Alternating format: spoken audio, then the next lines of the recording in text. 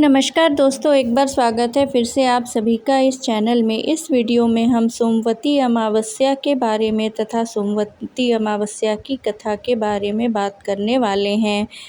सोमवार को पड़ने वाली अमावस्या को सोमवती अमावस्या कहते हैं। ये वर्ष में लगभग 1 या 2 बार ही पड़ती है।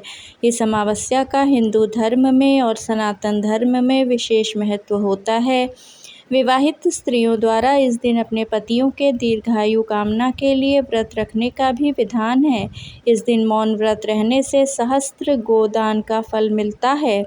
शास्त्रों में इसे अश्वत्थ प्रदक्षिणा व्रत की भी संज्ञा दी गई है। अश्वत्थ यानी पीपल वृक्ष के प्रदक्षिणा की संज्ञा। इस दिन विवाहित स्त्रियों द्वारा पीपल के वृक्ष की दूध, जल, पुष्प, अक्षत, चंदन इत्यादि से पूजा और वृक्ष के चारों ओर 108 बार धागा लपेटकर परिक्रमा करने का विधान होता है। धान, पान और खड़ी हल्दी को मिलाकर उसे विधि विधान पूर्वक तुलसी के पेड़ को चढ़ाया जाता है। इस दिन पवित्र नदियों में स्नान का भी विशेष महत्व समझा जाता है। कहा जाता है कि महाभारत में भीष्म ने युधिष्ठिर को इस दिन का महत्व समझाते हुए कहा था कि इस दिन पवित्र नदियों में स्नान करने वाला मनुष्य समृद्ध, स्वस्थ और सभी दुखों से मुक्त होगा। ऐसा माना जाता है कि स्नान करने से पितरों की आत्माओं को शांति मिलती है। पीपल के पेड़ में सभी देवों का वास होता है, अतः सोमवती अमावस्या के दिन शुरू करके जो व्यक्ति हर अमावस्या के दिन भंवरी अर्थात परिक्रमा देता है, उसके सुख और सौभाग्य में वृद्धि होती है। जो हर अमावस्या को न कर सके, वह सोमवार को पड़ने वाली अमावस्या के दिन 108 वस्तुओं की भंवरी देकर सोना, धोबिन और गौरी गणेश की पूजा करता है, उसे अखंड सौभाग्य की प्राप्ति होती है। ये तो हो गई सोमवती अमावस्या की बात। अब आइए जानते हैं सोमवती अमावस्या की कथा के बारे में। कहते हैं एक गरीब ब्राह्मण परिवार था। उस परिवार में पति पत्नी के अलावा एक पुत्री भी थी। वह पुत्री धीरे धीरे बड़ी होने लगी। उस पुत्री में समय और बढ़ती उम्र के साथ सभी स्त्रियोचित गुणों का विकास हो रहा था। वह लड़की सुंदर, संस्कारवान एवं गुणवान थी, किंतु गरीब होने के कारण उसका विवाह नहीं हो पा रहा था। एक दिन उस ब्राह्मण के घर एक साधु महाराज पधारे। वो उस कन्या के सेवा भाव से काफ़ी प्रसन्न हुए। कन्या को लंबी आयु का आशीर्वाद देते हुए साधु ने कहा कि इस कन्या की हथेली में विवाह योग्य रेखा नहीं है और यदि किसी तरह विवाह हो भी जाए तो इसको शीघ्र ही वैधव्य योग का दोष लग जाएगा।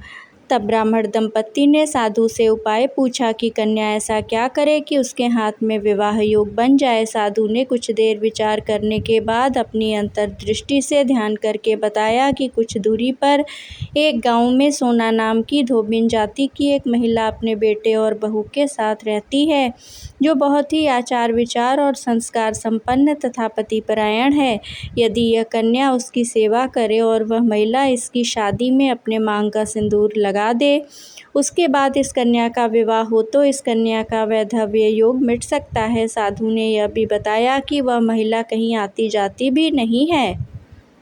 यह बात सुनकर ब्राह्मणी ने अपनी बेटी से धोबिन की सेवा करने की बात कही। अगले दिन कन्या प्रातः काल ही उठकर सोना धोबिन के घर जाकर साफ सफाई और अन्य सारे कार्य करके अपने घर वापस आ जा गई।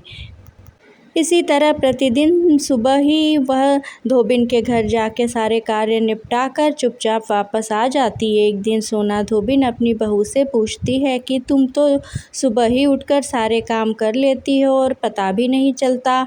बहू ने कहा, माँ जी, मैंने तो सोचा कि आप ही सुबह उठकर सारे काम खुद ही ख़त्म कर लेती हैं, मैं तो देर से उठती हूँ। इस पर दोनों सास बहू निगरानी करने लगी कि कौन है जो सुबह ही घर का सारा काम करके चला जाता है। कई दिनों के बाद धोबिन ने देखा कि एक कन्या मुंह अंधेरे घर में आती है और सारे काम करने के बाद चली जाती है। जब वह जाने लगी तो सोना धोबिन उसके पैरों पर गिर पड़ी और पूछने लगी कि आप कौन हैं और इस तरह छुपकर मेरे घर की चाकरी क्यों करती हैं। तब कन्या ने साधु द्वारा कही गई सारी बात बताई। सोना धोबिन पतिपरायण थी, उसमें तेज था, वह तैयार हो गई। सोना धोबिन के पति थोड़ा अस्वस्थ थे। उसने अपनी बहू से अपने लौट आने तक घर पर ही रहने को कहा। सोना धोबिन ने जैसे ही उस कन्या के विवाह में अपने मांग का सिंदूर उस कन्या की मांग में लगाया, उसका पति मर गया। उसे इस बात का पता चल गया। वह घर से निराजल ही चली थी, यह सोचकर कि रास्ते में कहीं पीपल का पेड़ मिलेगा तो उसे भंवरी देकर और उसकी परिक्रमा करके ही वह जल ग्रहण करेगी।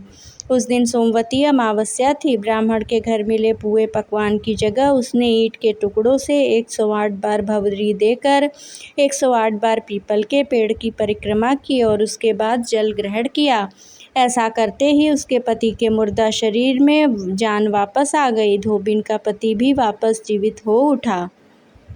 ऐसी प्रचलित परंपरा है कि पहली सोमवती अमावस्या के दिन धान, पान, हल्दी, सिंदूर और सुपारी की भंवरी दी जाती है। उसके बाद की सोमवती अमावस्या को अपने सामर्थ्य के हिसाब से फल, मिठाई, सुहाग सामग्री, खाने की सामग्री इत्यादि की भंवरी दी जाती है और फिर भंवरी पर चढ़ाया गया सामान किसी सुपात्र ब्राह्मण, ननद या भांजे को दे दिया जाता है।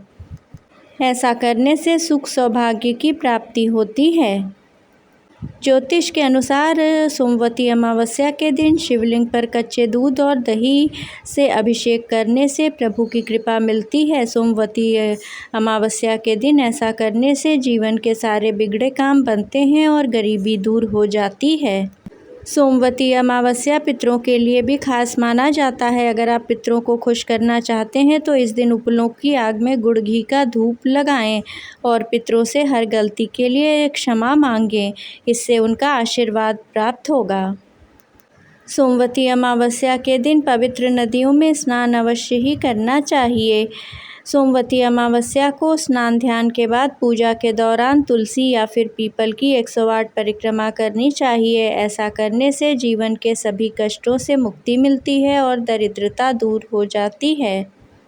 सोमवती अमावस्या के दिन शिव भगवान की पूजा के साथ साथ भगवान गणेश को भी सुपारी चढ़ाएं। रात को गणेश प्रतिमा के आगे दीपक जलाकर रखें तो अनंत फल की प्राप्ति होती है। अगर जीवन में धन की कमी है तो फिर माना जाता है कि सोमवती अमावस्या की रात को आप किसी कुएं में 1 चम्मच दूध और 1 रुपए का सिक्का डाल कर आएं। इससे जीवन की संपत्ति से जुड़ी परेशानियां दूर हो जाती हैं। सोमवती अमावस्या अनंत फल देने वाली कही जाती है। ऐसे में इस दिन दान करने का और गंगा स्नान का खास महत्व होता है। इस दिन सुबह स्नान करके अपनी सामर्थ्य के अनुसार किसी ज़रूरतमंद को अवश्य ही दान करना चाहिए। सोमवती अमावस्या भगवान शिव को समर्पित है। माना जाता है कि जो व्यक्ति इस दिन व्रत रखता है उसके जीवन में कोई समस्या नहीं आती है और सुख समृद्धि में वृद्धि होती है। दोस्तों, वीडियो पसंद आया हो तो कृपया चैनल को लाइक, शेयर और सब्सक्राइब अवश्य करें।